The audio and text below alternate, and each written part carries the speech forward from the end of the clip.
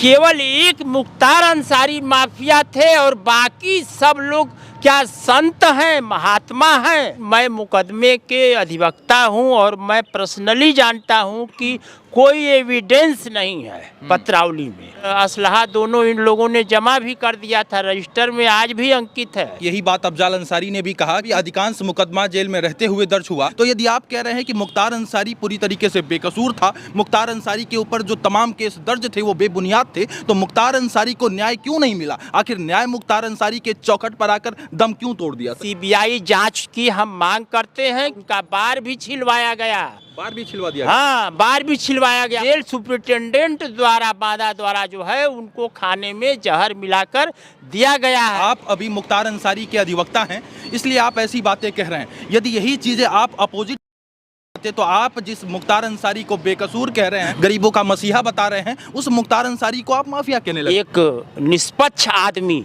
बता दे कि अगर मेरा सवाल गलत है तो मैं अपनी कोर्ट उतार दूंगा, वकालत छोड़ दूंगा। कि क्या आजम खान को लेके एक डर का माहौल है, एक खौफ का माहौल है? आजम खान को कोई खौफ नहीं है, क्योंकि वो मर्द है। आजम खान कि जो मर गया, अब उसको चाहे वो कत्ल किया हो, चाहे न किया हो, चाहे अपराधी रहा हो, चाहे निर्दोष रहा हो, अब उसको आप मरहूम मुख्तार अंसारी कह सकते हैं। अब माफिया मुख्तार अंसारी ये धर्म के खिलाफ है। मुख्तार अंसारी के निधन के बाद बहुत तेजी से सर्कुलेट हुआ कि मुख्तार अंसारी माफिया था या गरीबों का मसीहा था।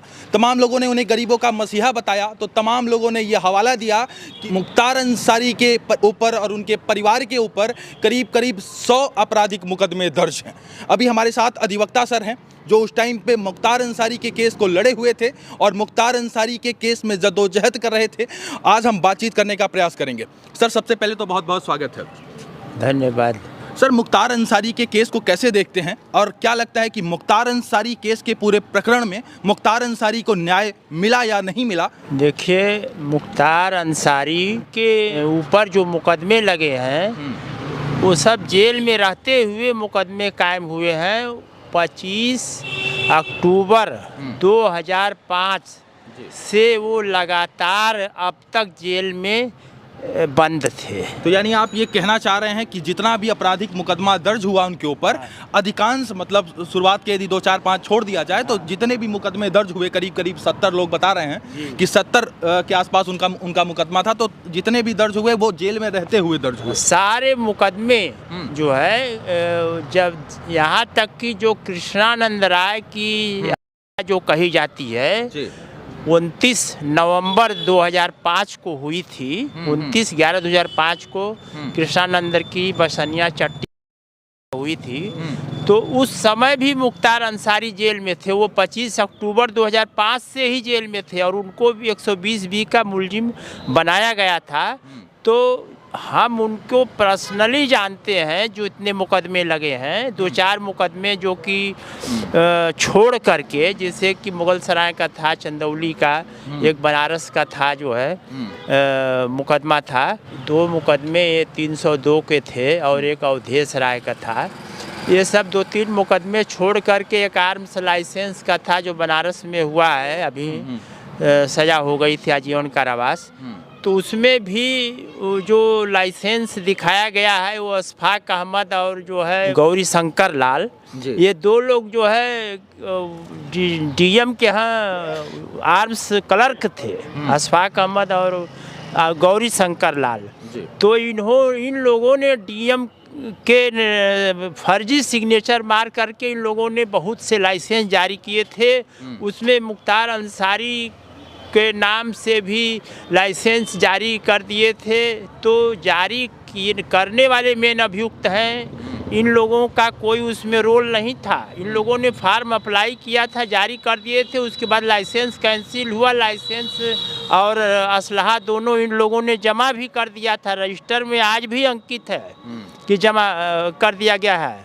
लेकिन क्या है कि उस मुकदमे के अलावा जितने मुकदमे 2005 से लेकर अब तक कायम हुए हैं वो सारे मुकदमे मुख्तार अंसारी पर जेल में रहते हुए कायम कराया गया है। वकील साहब, आप कहना क्या चाह रहे हैं कि आप कह रहे हैं कि नंबर 1, यही बात अफजाल अंसारी ने भी कहा कि जितना भी अधिकांश मुकदमा जेल में रहते हुए दर्ज हुआ, तो आप कहना क्या चाह रहे हैं कि एज ए अधिवक्ता समाज को ये कहा जाता है कि अधिवक्ता कानून की तर्कस में वो तीर निकालकर सीधे सीधे चिड़िया की आंख में निशाना लगा देता है, यानी कि जो दोषी नहीं होता है, जो अपराधी नहीं होता है, उसको इंसाफ दिलवाता है। तो यदि आप कह रहे हैं कि मुख्तार अंसारी पूरी तरीके से बेकसूर था, मुख्तार अंसारी के ऊपर जो तमाम केस दर्ज थे वो बेबुनियाद थे, तो मुख्तार अंसारी को न्याय क्यों नहीं मिला? आखिर न्याय मुख्तार अंसारी के चौखट पर आकर दम क्यों तोड़ दिया? सर, ये भी लोग सवाल करेंगे। देखिए, जो न्यायपालिका है उसमें 2 तरह से न्याय दिया जा रहा है इस समय।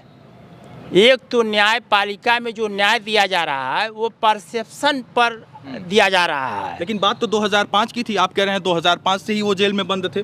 2005 से वो लगातार जेल में बंद है, लेकिन जो जेल में रहते हुए मुकदमों में उनको जो सज़ा हुई है, जो मुकदमों में, तो जैसे गैंगस्टर में गाजीपुर में सज़ा हुई है, तो ये सब जो है एविडेंस के आधार पर सज़ा नहीं हुई है, परसेप्शन के आधार पर सज़ा हुई है। जितनी भी ये कि मतलब कि मुख्तार अंसारी हैं, इसलिए इनको जो है सज़ा अगर हम लोग नहीं करेंगे तो न्यायपालिका पर धब्बा लग जाएगा, इसलिए सज़ा की गई है। लेकिन मैं मुकदमे के अधिवक्ता हूं और मैं पर्सनली जानता हूं कि कोई एविडेंस नहीं है पत्रावली में, कोई एविडेंस नहीं, और इसी बेसिस पर उनको सज़ा के केस में हाई कोर्ट से जमानत भी मिल गई।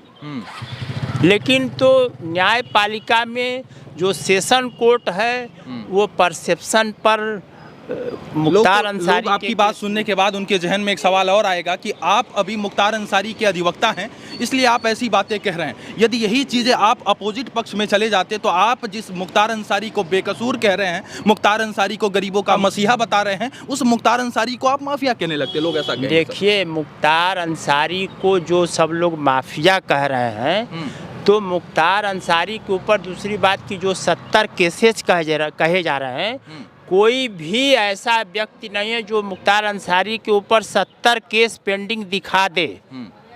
70 केस पेंडिंग कहीं है ही नहीं। अगर मैक्सिमम पेंडिंग है तो 15 से 20 केस पेंडिंग है। कुल ज़िले मिलाकर लखनऊ, मऊ, बाराबंकी, गाजीपुर मिलाकर 15 से 20 मुकदमे सारे पेंडिंग हैं। 70 मुकदमे जो कहा जा रहा है वो बिल्कुल गलत कहा जा रहा है। तो आप लियाकत अली साहब हैं और लियाकत अली साहब का कहना है कि जो 70 केसेस हैं, जो मीडिया में ये दिखाया जा रहा है कि करीब करीब 70 केस बताया जा रहा है, वो 70 केस नहीं है, सिर्फ और सिर्फ 15 से 20 केस ही हैं। सर, 70 मुकदमे बिल्कुल गलत है।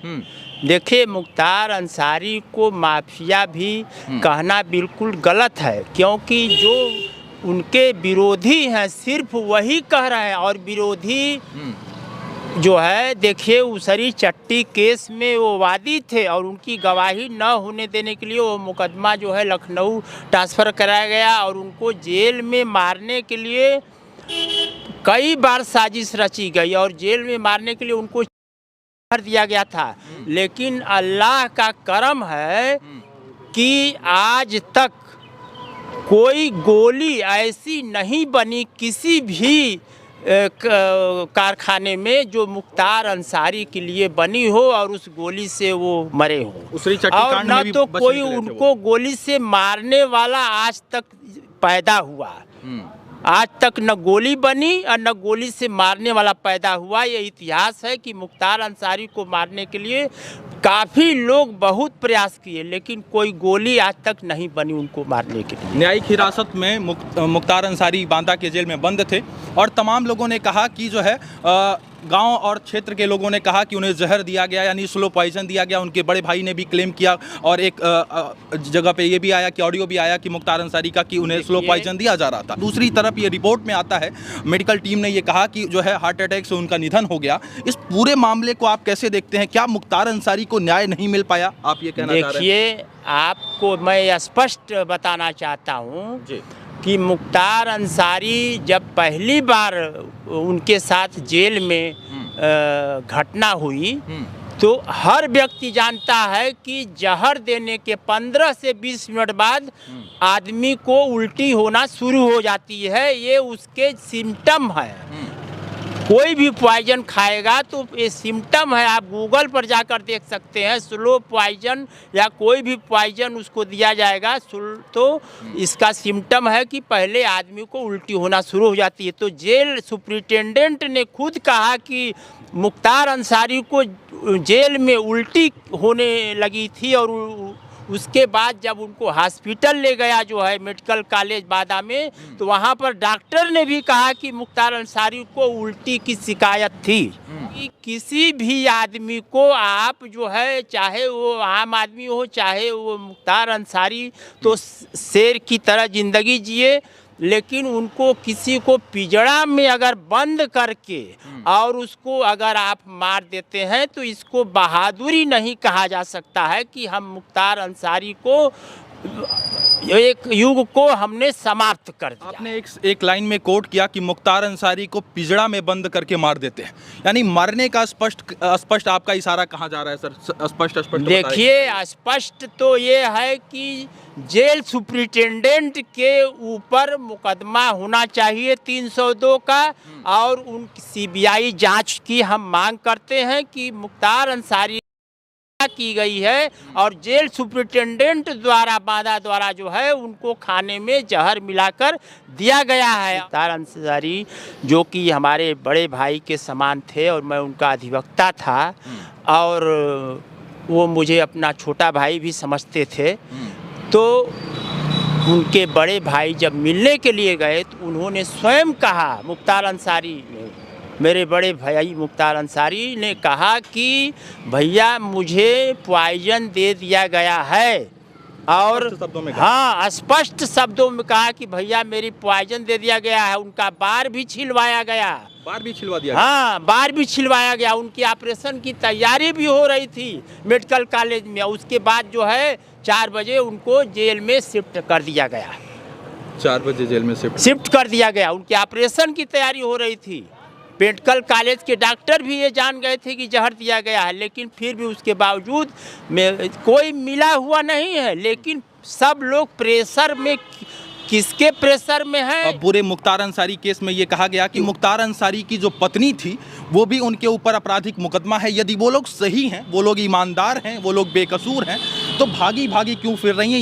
ये अहम सवाल पूरी तरीके से तैरता रहा मुख्तार अंसारी कांड में कि उनकी पत्नी फरार क्यों है यदि वो बेकसूर है तो। देखिए, मैं भी मेरे दिमाग में भी एक आपकी बातों पर सवाल उठता है कि माननीय मुख्यमंत्री महोदय उत्तर प्रदेश के द्वारा जो है लिस्ट जारी की गई माफियाओं की, तो मेरे सवाल ये उठता है कि पूरे उत्तर प्रदेश में जैसा कि मीडिया दिखाती है, क्या केवल एक मुख्तार अंसारी माफिया थे और बाकी सब लोग क्या संत हैं, महात्मा हैं? ये आप लोग के ऊपर मैं एक सवाल आप लोगों से करना चाहता हूं, क्योंकि सारी उत्तर प्रदेश की मीडिया ये दिखा रही कि माफिया का अंत हो गया।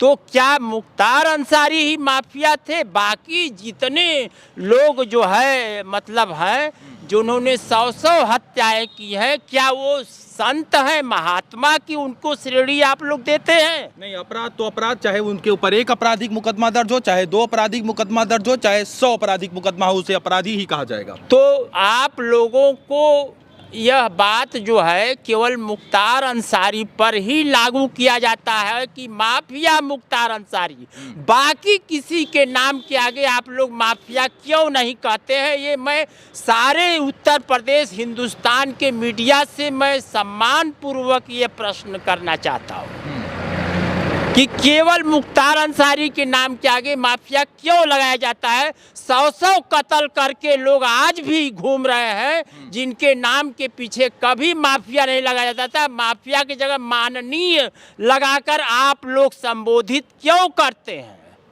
अधिवक्ता साहब ने एक गंभीर सवाल अपने सामने रख दिया है तमाम जनता जनार्दन के बीच और तमाम लोगों के बीच। आपने एक गंभीर सवाल रख दिया है और आपकी इस सवाल के अंदर कहीं ना कहीं एक कसक है और कसक ये है और एक संदेह भी जा रहा है कि आप ये कहना चाह रहे हैं इनडायरेक्टली रूप से कि जाति विशेष, धर्म विशेष देखकर यहाँ पर लोगों को दबाया जा रहा है, उन्हें प्रताड़ित किया जा रहा है। नहीं, कोई भी हिंदुस्तान का एक निष्पक्ष आदमी बता दे कि अगर मेरा सवाल गलत है तो मैं अपनी कोर्ट उतार दूंगा, वकालत छोड़ दूंगा कि पूरे हिंदुस्तान में 100 कत्ल करके जिनकी क्राइम हिस्ट्री है 100 302 के मुकदमे की और उनको माननीय कहा जाता है, पूरे हिंदुस्तान में सिर्फ और सिर्फ मुख्तार अंसारी के नाम के आगे माफी। पूरे हिंदुस्तान की मीडिया के से मैं विनम्रता पूर्वक, सम्मान पूर्वक मैं अपने भाइयों से ये सवाल पूछना चाहता हूँ कि क्या सिर्फ मुख्तार अंसारी ही माफिया थे?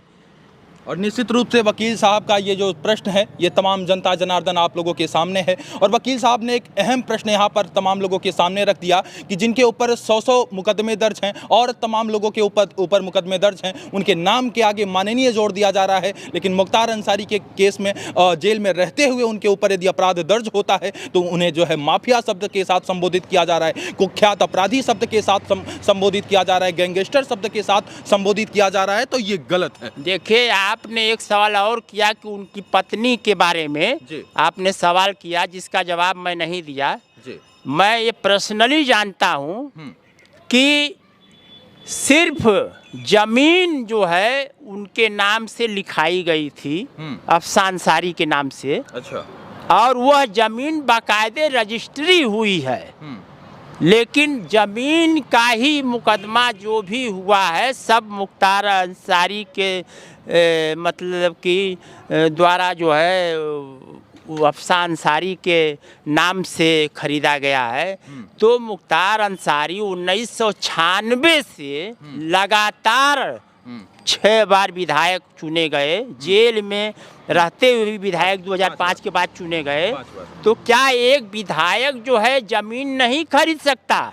एक जो है यहाँ पर गाजीपुर में एक दुकान करने वाला, चाय बेचने वाला अरबपति है और मुख्तार अंसारी के अगर 50 लाख की अगर उन्होंने जमीन ले लिया तो वो पैसा जो है गलत पैसा मुख्तार अंसारी के निधन के बाद एक सवाल और भी तैरने लगा कि ज्ञानवापी केस में पूरी तरीके से फंडिंग कर रहे थे, अब वो फंडिंग पूरी तरीके से रुक जाएगी। एज ए अधिवक्ता और चूंकि आप उनके परिवार से काफ़ी जुड़े हुए हैं, तो आप इस पूरे प्रकरण को, पूरे मामले को कैसे देख रहे हैं? यदि एक आरोप लग रहा है कि वो ज्ञानवापी केस में फंडिंग कर रहे थे, अब देखिए, मुख्तार अंसारी जेल में थे और मैं पर्सनली जानता हूँ कि न तो उनके पास फ़ोन था, न तो उनके पास बात करने का कोई साधन था। सिर्फ अपने बड़े भाई माननीय सांसद जनाब अफजाल अंसारी से उन्होंने बात करने के लिए अनुरोध किया था जेल सुप्रिटेंडेंट साहब से। उन्होंने कहा कि ठीक है, आप अपने बड़े भाई से बात कर सकते हैं। लेकिन तो वो जेल में रह करके कोई कहे कि फंडिंग कर रहे थे, तो कोई कहे कि वो कत्ल करवा रहे थे, तो कोई कहे कि वो मतलब कि अपराध कर रहे थे। तो मुख्तार अंसारी के पास क्या साधन था ऐसा जो जेल में रहकर वो अपराध करवा रहे थे? कौन सा ऐसा साधन था जिसके तरीके उस अपनाकर वो अपराध कर रहे थे? न्यायिक हिरासत में हो रहे, जिस तरीके से न्यायिक हिरासत में हो रहा है, अभी एक नाम आया था पहले जो है अतीक अहमद का। अतीक अहमद के बाद चर्चा काफ़ी ज़ोर शोर से शुरू हुआ कि अब मुख्तार अंसारी की बारी है और अब जो है चर्चा इस तरीके की स्टार्ट हो गई है कि अब आजम खान की बारी है। इस पूरे प्रकरण को आप कैसे देखते हैं? ये नहीं होना चाहिए, लेकिन फिर भी एक सवाल ये तैर रहा है सर। देखिए, एक बात आपको हम स्पष्ट बता देना चाहते हैं मेरे भाई कि हमारे इस्लाम धर्म में मौत जो है वो बरहक है। बरहक का मतलब ये है कि मौत जो है वो निश्चित है और हर व्यक्ति को, हर मुस्लिम को मिट्टी में एक दिन मिलना है। जिस तरह आपके धर्म में भी सबको एक दिन जो है गंगा जी के किनारे लकड़ी में जलकर खाक होना है। तमाम यही लोगों को बात हमारे पंचतत्व में विलीन हो जाना है, पंच तत्व में विलीन होना है। ये आपके भी धर्म में बरहक है और मुस्लिम धर्म में भी बरहक है। अगर ये कहा जाता है कि मिट्टी में माफिया मिट्टी में मिल गए और एक युग का अंत हो गया, तो जो व्यक्ति हंस रहा है वह व्यक्ति अपने दिल से पूछे कि उसकी मौत होगी कि नहीं होगी। मैं ये सवाल पूछता हूँ कि कोई ऐसा व्यक्ति है जो नहीं जानता हो दुनिया में अगर सत्य है तो सिर्फ मृत्यु और कुछ भी सत्य नहीं है। बात है, काफ़ी मार्मिंग बात ने सामने रखा। क्या आज़म खान का ये जो अब सर्कुलेट हो रहा है कि अब अगला नंबर आज़म खान का है, इससे मुस्लिम समाज में और तमाम जनता जनार्दन के बीच में क्या खौफ का माहौल क्रिएट कर दिया गया? क्या ये बातें अफवाह हैं या इन बातों से कोई हकीकत का लेना देना है? क्योंकि दो घटना सामने गुजर चुका है, तो अभी क्या कुछ चल रहा है? देखिए, आज़म खान साहब माननीय जो है आज़म खान साहब जेल में बंद हैं और जेल में बंद का मतलब होता है कि पिंजड़े में बंद है आदमी।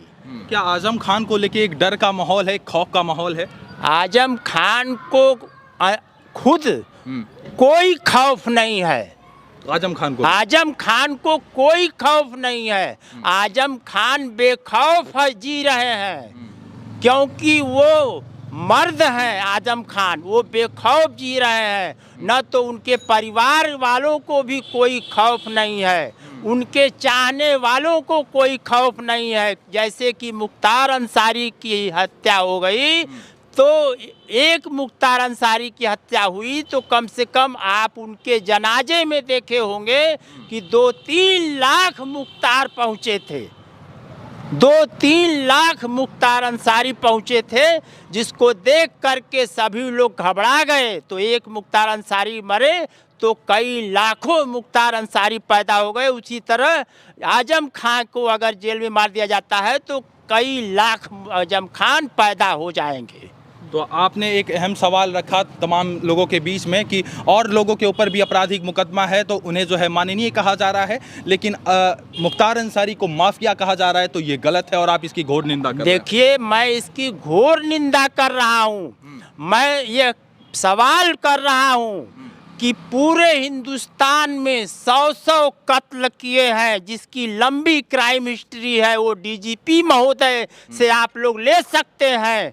लेकिन आप लोग अगर यह बता दीजिए तो मैं कोर्ट उतार कर वकालत छोड़ दूंगा कि मुख्तार अंसारी को छोड़कर किसके नाम के आगे आप लोग सारी मीडिया भाइयों से, अपने बड़े भाई छोटे भाई सबसे मैं अनुरोध करके सम्मान के साथ पूछना चाहता हूं कि आप लोग 100 कत्ल करने वाले के नाम के आगे माननीय लगाकर क्यों संबोधित किया जाता है? सिर्फ मुख्तार अंसारी को मरने के बाद भी उनके नाम के आगे आप लोग माफिया लगाकर, जबकि अब वो मरहूम हो गए, अब मरहूम को आप लोग माफिया कर रहे हैं। ये हमारे धर्म में, चाहे आपके धर्म में, कहीं यह नहीं लिखा है कि जो मर गया अब उसको, चाहे वो कत्ल किया हो चाहे न किया हो, चाहे अपराधी रहा हो चाहे निर्दोष रहा हो, लेकिन अब उसको आप मरहूम मुख्तार अंसारी कह सकते हैं। अब माफिया मुख्तार अंसारी ये धर्म के खिलाफ है।